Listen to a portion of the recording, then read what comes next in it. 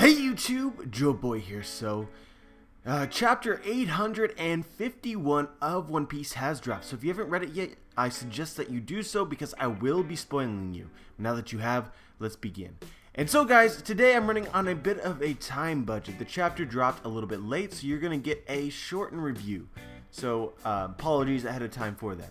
But the first thing that I want to talk about is the first half of this chapter, where essentially Pudding goes ham, absolutely brutalizes Sanji. Oh man, she was savage. But I think this emphasizes my opinion of what's going on here, which is that Pudding is acting. Mainly because, again, Revujo is not herself. I mean guys, just take a look at every scene with Revujo and tell me it does not appear like she's being manipulated in some way. It certainly seems that way to me. And then for Pudding to specifically call it out, like, why aren't you talking right now? Pudding has now noticed the irregularity. She has called it out, and I believe she is the only one who is capable of creating this situation that we're seeing with Revujo, which would sort of imply that she's actually like not allowing Pudding to speak, while at the same time speaking directly to Sanji, who she knows that is there. That's the best way that I can make sense of what's going on with Revujo. But I'm open to counter ideas. But if it's not the case, and Pudding is actually like not in any way trying to motivate Sanji to do something, then my god, she is a fucking bitch. She needs to go someplace and die. She needs to have her face beaten in. Like, and this whole situation as a whole just doesn't make a whole lot of sense to me. Because essentially what Pudding has done here is she has gloated.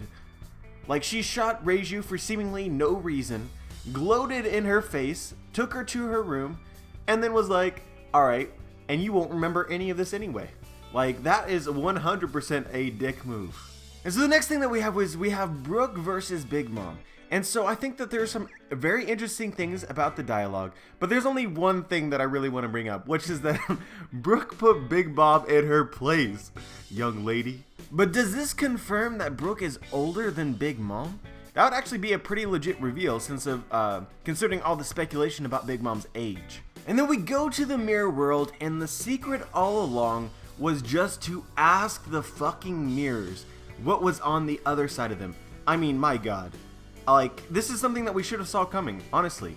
But at the same time, what the fuck? At the very least, we can expect some very real progress in the mirror world. This ability to speak to the mirrors and have them call back to you with information on what's on the other side is extremely valuable.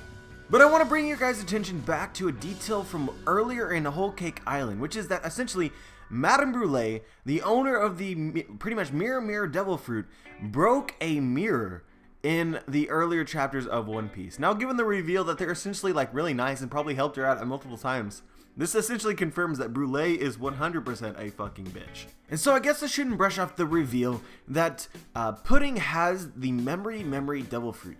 And so my short and sweet thoughts on this is that I think that this did not create her three eyes. And so her three eyes, again, could in some way give her some kind of powers. Whether she's a race, like a three-eyed race, and that particular race has particular abilities, or she had some other sort of augmentation, or something weird is going on with the third eye. She's like literally reached Nirvana and unlocked her third eye. Maybe that's a real thing.